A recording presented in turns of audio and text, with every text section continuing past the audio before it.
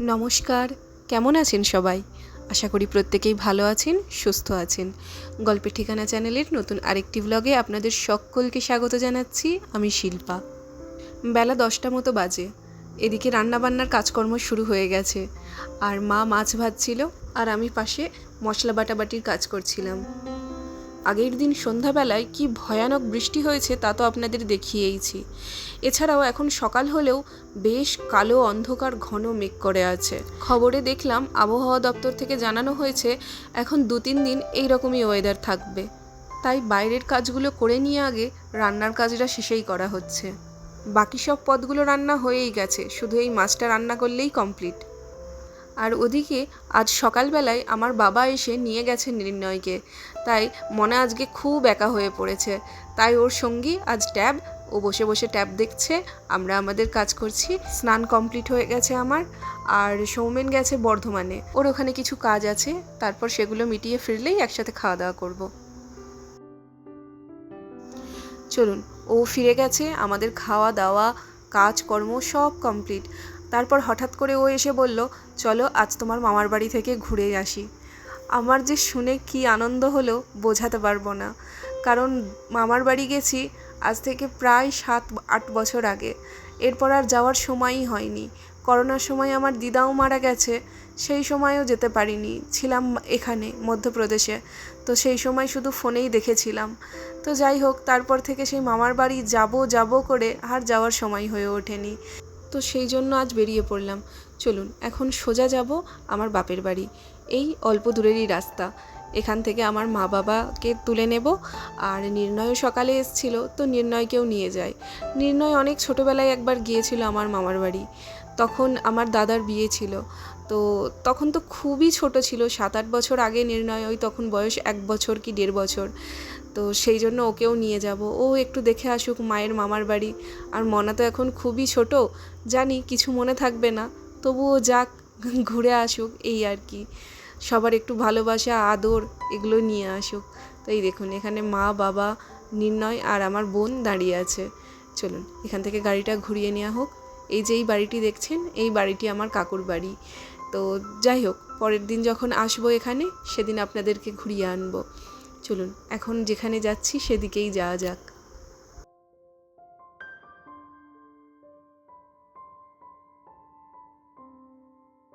বোন যাচ্ছে না, ও বাড়িতেই থাকছে।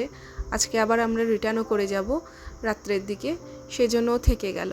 তো এই যে আমরা 4 জন, মা বাবা আর মাসিকে মা ফোন করে বলেছে, তো মাসিও যাবে। তো রাস্তায় একটুখানি দাঁড়াবো, মাসিও উঠবে আমাদের সাথে, সবাই মিলে একসঙ্গে যাব। আসলে মেয়েদের কাছে বাপের বাড়ি জায়গাটা এমনই, তাই না বলুন? দেখুন না, যাব বলে হট করে মাকে বললাম, জাস্ট 1 ঘন্টার মধ্যে মা মাসি দুজনেই রেডি। বাপের বাড়ি যাওয়ার কথা শুনলে মেয়েদের মন সত্যিই আনন্দে ভরে ওঠে। সে যেই অবস্থাতেই থাক, যেন সব কাজ পড়ে আগে বাপের বাড়ি যেতে হবে।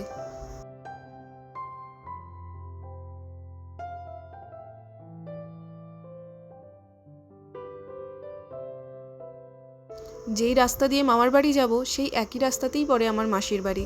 এই দেখুন, আপনাদের সাথে পরিচয় করিয়ে দিই, এই হলো আমার মাস্তুতো দাদা। দাদাই তুলে দিতে এসছে মাসিকে।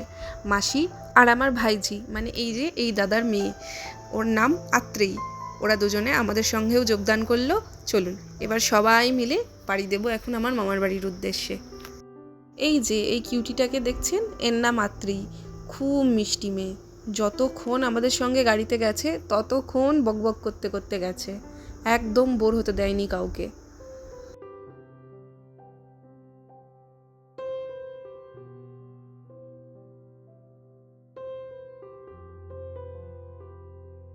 বাড়ি থেকে খাওয়া দাওয়া করে যখন দুপুরে বেরিয়েছি, তখন মনার ঘুমটা কমপ্লিট হয়নি, তাই গাড়ির মধ্যে এখন মনা ঘুমটা কমপ্লিট করে নিচ্ছে। আর নির্ণয় তো ঘুমায়নি, ও জেগেই রয়েছে। চারপাশে গাছপালা, রাস্তা দেখতে দেখতে যাচ্ছে। বৃষ্টি হয়েছে কালকেই যেহেতু বলেছি, আজকে গাছপালাগুলো ধুলো সব ধুয়ে গেছে, সেই জন্য চারপাশটা একদম সবুজে সবুজ লাগছিল।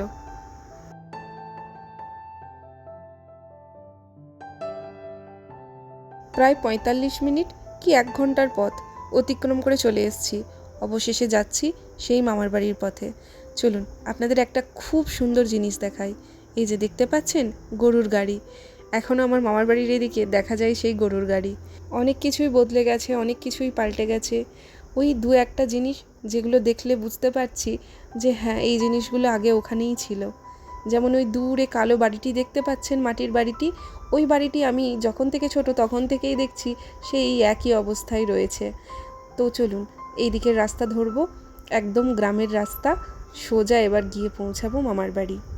মামার বাড়ি প্রত্যেকেরই ছোট থেকে যাওয়া আসার জায়গা, কিন্তু আমি এখানে পড়াশোনার সূত্রে ছিলাম 2 বছর। ক্লাস 11-12 যখন পড়তাম তখন ছিলাম আমার মামার বাড়িতে, যার জন্য আমার কাছে মামার বাড়িটা একটু বেশি স্পেশাল। আর এই যে এই স্কুল বিল্ডিংটা, এটা দেখছি এখন এই নতুন তৈরি হয়েছে। অনেক জিনিসই নতুন তৈরি হয়েছে, কত কিছুই বদলে গেছে। চারপাশ দিয়ে যেতে যেতে বারবার চোখ দিয়ে খুঁজছি, যদি কোনো পুরনো অচেনা মানুষকে দেখতে পাই তাহলে হয়তো ভালোই হতো। ব্যাস আর একটুখানি, হয়তো 2 থেকে 3 মিনিট। একসময় এই রাস্তাগুলোই ছিল দিন রাত যাওয়া আসার সাথী, সেটা স্কুল যাবার সময় হোক বা বন্ধুদের সাথে হৈ হৈ করে একসাথে টিউশন পড়তে যাওয়ার সময়।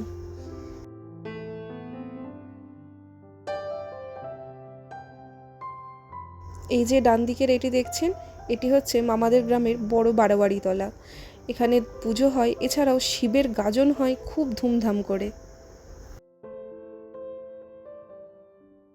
সেই চেনা রাস্তা, সেই চেনা গলি, এইবার পৌঁছে গেছি।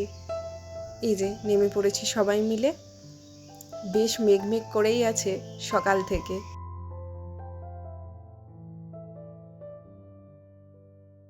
চারদিকটা ঘুরে দেখছি বারবার, শুধু অনেক পুরনোর মাঝখানে সব যেন নতুন নতুন। অনেক পুরনো মানুষ যারা হয়তো না ফেরার দেশে চলে গেছে, তাদেরকে আর দেখতে পাবো না। আর অনেক নতুন মানুষ যাদেরকে আজ নতুন দেখব। মনা ঘুম থেকে উঠে গেছে, ঘুম থেকে উঠেই দাদার কোলে চেপেছে। আর এই যে পাকা বুড়ি, ও তো সব সময় কথা বলে যাচ্ছিল, ভীষণ মিষ্টিও। চলুন আজ এখানেই তাহলে শেষ করতে হবে ভিডিও, নয়তো অনেক লম্বা হয়ে যাবে। পরবর্তী পর্যায়ে আপনাদের দেখাবো কি করলাম সারাদিন, কোথায় কোথায় ঘুরলাম আমার বাড়িতে, সেই সব ভিডিওগুলি। চলুন আজকের ভিডিও এখানেই শেষ করছি, দেখা হবে আপনাদের সাথে পরবর্তী ভিডিওতে। ততক্ষণ আপনারা ভালো থাকবেন, সুস্থ থাকবেন, আর ভিডিওটি কেমন লাগলো তা অবশ্যই কমেন্ট করে জানাবেন। আর যদি আমার ভিডিও ভালো লেগে থাকে প্লিজ আমার চ্যানেলটি সাবস্ক্রাইব করে আমার পাশে থাকবেন। আপনারা পাশে না থাকলে এগিয়ে যেতে পারবো না, তাই আপনাদের পাশে পাওয়াটা একান্ত প্রয়োজন আমার। চলুন আজ তবে এইটুকুই থাক, আবার আসছি পরবর্তী ভিডিও নিয়ে খুব তাড়াতাড়ি। ততক্ষণ আপনারা ভালো থাকবেন।